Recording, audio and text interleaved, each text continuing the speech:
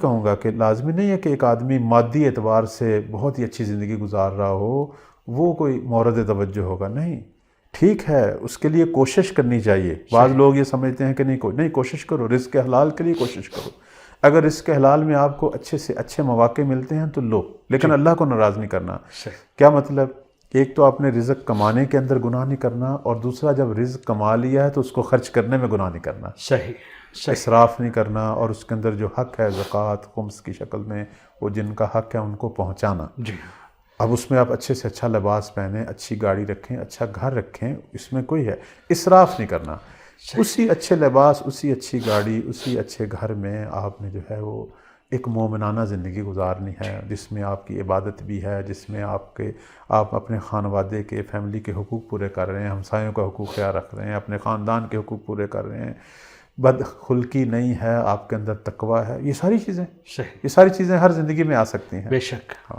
بلکہ میں کہوں گا کہ اس وقت ہمارے معاشرے کے اندر جو بڑے بڑے کام ہو رہے ہیں، بڑے بڑے مراکز بن رہے ہیں، وہ انہی نیک عمراء کی وجہ سے ہیں کہ جنہوں نے اپنے زمانے کے امام سے عہد کیا ہوا ہے کہ ہم نے اپنا یہ سارا پیسہ آپ کی راہ پہ لگانا ہے، اور اللہ کے صحیح معنوں میں عبد بن کے دنیا پہ لوگوں پہ خرچ کر رہے ہیں۔ ان کی وجہ سے بہت سارا جو ہے ہم دیکھ رہے ہیں کہ خیریہ والے جو کام ہو رہے ہیں لوگوں کے، وہ ان کی وجہ سے ہو رہے ہیں، خیرات کے کام ہو رہے ہیں، بہت سارے کام ان کی وجہ سے ہو رہے ہیں۔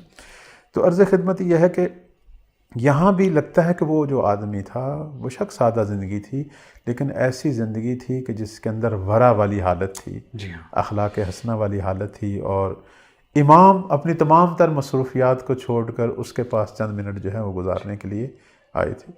تو عرض خدمت یہ ہے کہ ہم بھی ہر روز اس طرح کی زندگی گزار سکتے ہیں۔ بالکل۔ میں اپنے عزیزوں دوستوں کو کہتا ہوں کہ جناب مالک جو ہیں، مالک اشتر، بہت بڑا مقام ہے، اس سے بڑھ کر کیا مقام ہو سکتا ہے کہ امیر المومنین نے ایک دفعہ جناب مالک کی یہ مثال پیش کی کہ کان علی کما کنت لرسول اللہ، کہ مالک میرے لیے ایسے تھے جیسے میں علی رسول کے لیے تھے۔ سبحان اللہ، اس سے بڑھ کر اور یہ کیا بڑی فضیلت؟ شرافت ہے، واقعاً بڑی سعادت ہے۔ اب مالک کون تھے؟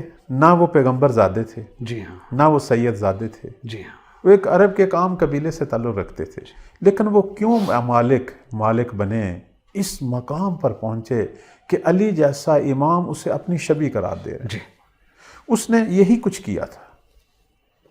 اب میں کیا کیا تھا جناب مالک کے حوالے سے ایک اور جملہ جو امیر المومنین کا ہے ظاہر نہج البلاغہ میں، کہ امیر المومنین نے منتظرانہ زندگی جو آج ہم نے گزارنی ہے اس کا جو خاکہ کھینچا ہے وہ اس انداز سے کھینچا ہے۔ جب جناب مالک کی تعریف کرتے ہوئے کہتے ہیں مالک وہ تھا کہ جو ایک قدم بھی آگے نہیں بڑھاتا تھا اور ایک قدم پیچھے نہیں رکھتا تھا، اور نہ کسی کو آگے بڑھاتا تھا اور نہ کسی کو پیچھے کرتا تھا، الا ان امری، کب؟ اس وقت یہ کرتا تھا جب میرا حکم ہوتا تھا، جب میری منشا ہوتی تھی۔ یعنی منتظرانہ زندگی کیا ہے کہ میرے تمام امور اپنے امام کے حکم کے مطابق ہو، ہر نفس اپنے مولا کی پابند ہو جائے۔ اس لیے آپ دیکھیں کہ جنگ صفین میں جب مالک ایک ایسی جگہ پہ پہنچ چکا تھا کہ صرف ایک وار تھا اور اس سے جو ہے بہت بڑا فتنہ ختم ہونے والا تھا، بالکل، لیکن مولا کا پیغام پہنچا کہ مالک تم جس حالت میں بھی ہو واپس پلٹ آؤ، چونکہ مولا کے خیمے کا محاصرہ کر لیا تھا دشمنوں نے، خوارج نے۔ اب مالک نے کہتے ہیں شمشیر اٹھا لی تھی، ہوا میں اٹھا لی تھی، جیسے ہی مولا علی کا پیغام پہنچا اس نے یہ نہیں کہا کہ اب میں نے اٹھا لیے تو اس کو گرا دوں، اس نے پتہ چل چکا تھا کہ یہاں تک علی کی مرضی سے اٹھائی ہے، اب اس کو نیچے گرانے میں مولا علی کی نیچے گرانے میں مولا علی کی مرضی نہیں ہے۔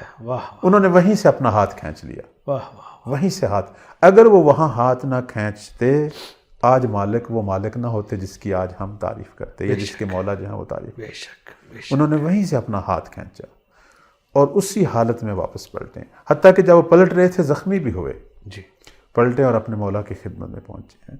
یعنی ایک منتظر جو ہے، ایک موالی، وہ ایسا ہی ہونا چاہیے کہ اس کے تمام امور میں امام کا حکم کار فرما۔ بالکل بالکل۔ میں یہاں اس کو ختم کروں گا اس طرح کہ کسی نے آ کے امام صادق علیہ السلام سے پوچھا یہی موضوع انتظار، کہ انتظار کیا ہے؟ امام نے کتنی خوبصورت مثال دی، فرماتے ہیں کہ انتظار یہ ہے کہ ہر شخص اپنے آپ کو یہ سمجھے کہ وہ قائم کے خیمہ میں زندگی گزار رہا ہے. بے شک. کمن کانا ہوا معہو فی فسطاطہ، کہ وہ گویا ایسے ہو جیسے وہ وقت کے امام کے خیمہ میں ان کے ساتھ رہتا ہو. غیبت کا یہ مفہوم دیا امام نے. یہ دیا.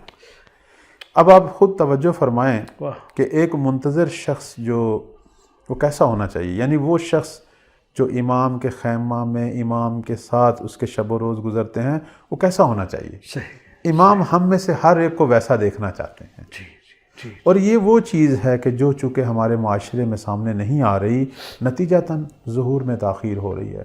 چونکہ مولا کو وہ نسل، وہ سماج، وہ سوسائٹی، وہ فوج، وہ گروہ نظر نہیں آ رہا کہ جس میں مولا کو امام علی کے مالک و مسم جیسی خوشبوئیں آئیں، بے شک. جس میں حبیب کی خوشبوئیں آئیں، بے شک. جس میں ان لوگوں کی خوشبوئیں. امام آج بھی عمار جیسے لوگوں کا انتظار کر رہے ہیں، حبیب جیسے لوگوں کا انتظار کر رہے ہیں. عرض خدمت یہ ہے کہ اب یہ سماج کیسے وجود میں ہے گا؟ یہ ہمارے ارادے سے. جیسے میں نے کہا کہ وضو انسان جب ارادہ کرتا ہے تو وضو ہوتا ہے، ورنہ وہ ہاتھ منہ کا دھونا ہے. بالکل. جب ہم ارادہ کریں گے تو ہماری یہی سادہ زندگی منتظرانہ زندگی بن جائے گی. صرف ہمارے اپنے ارادے سے ہے، میری اپنی نیت سے ہے.